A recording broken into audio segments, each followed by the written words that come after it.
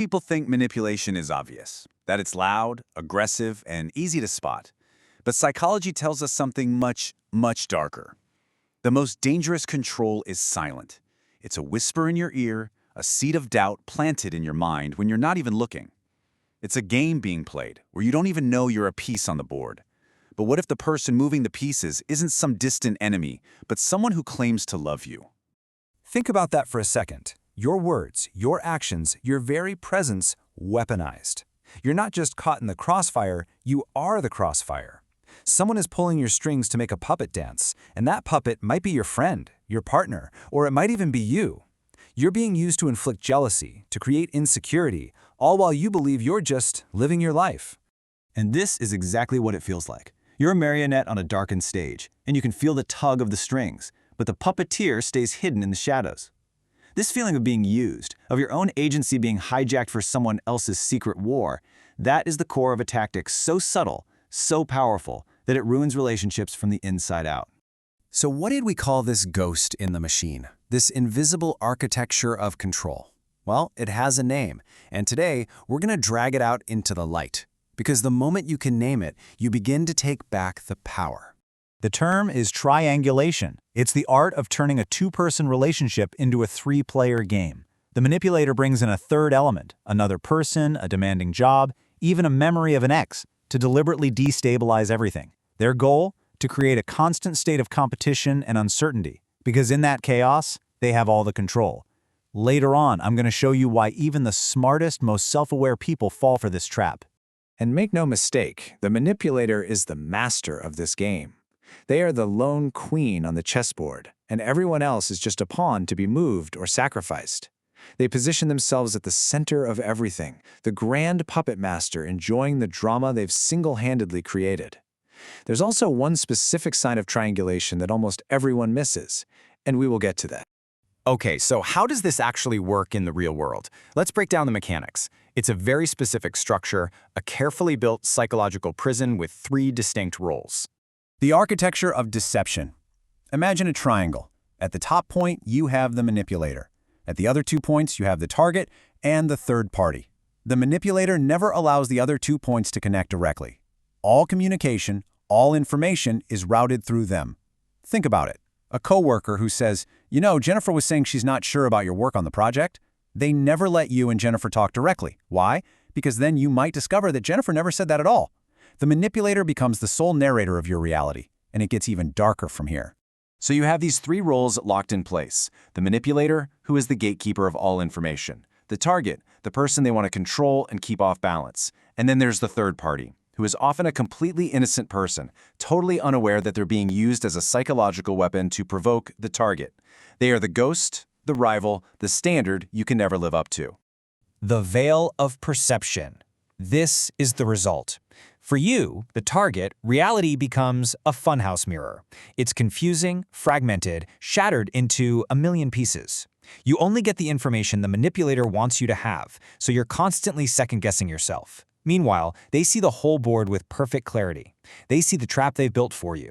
You're trying to solve a puzzle with half the pieces missing while they're holding the box with the picture on it. But stay with me. The last point we're going to cover will surprise you the most.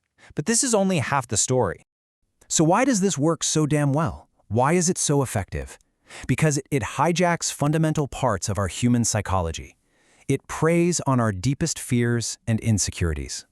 The engine of jealousy. At its heart, triangulation is a jealousy machine. Think of a partner who constantly talks about how amazing their ex was. "Oh, Sarah was so adventurous," or "Mark never complained when I worked late." They aren't just sharing a memory. They are introducing a ghost into your relationship. They are manufacturing a competition between you and someone you can never beat. You are now in a contest for affection and approval, a contest designed to make you try harder, to make you more compliant. The weapon of insecurity.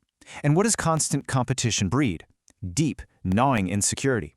That manufactured jealousy makes you start to ask yourself, am I not good enough? Am I boring? Am I failing in this relationship? The manipulator wants you to feel this way, because an insecure person is an easy person to control.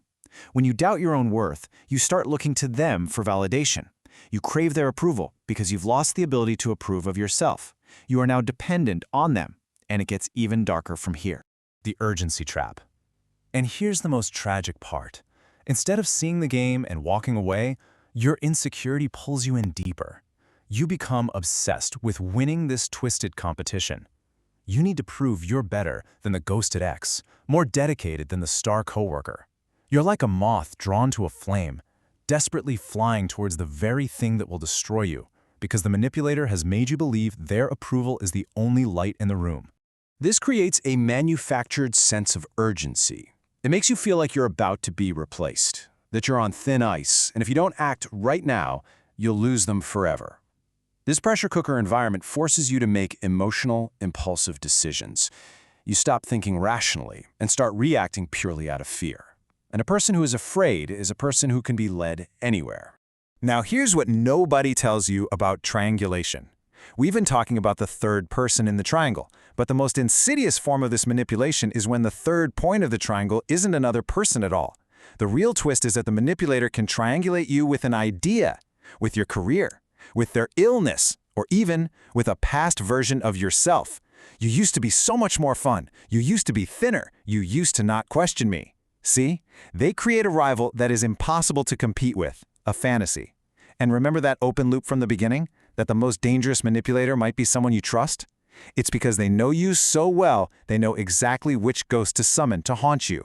So how do you spot this? The patterns are always there if you know where to look. Constant comparisons, whether to a real person or a fantasy. Information that is always secondhand. You're always being told what someone else supposedly said or did. A relentless feeling that you have to prove your worth, and a deep gut feeling of instability, like the ground is always shifting beneath your feet.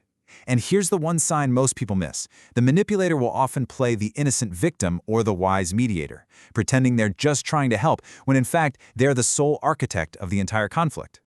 But here's the beautiful, empowering truth. The moment you see the pattern, the entire illusion shatters. Seeing the game for what it is the first and most critical step to breaking the chains. You can't unsee it. Once you understand the architecture of the trap, you are no longer trapped inside it. You've found the key.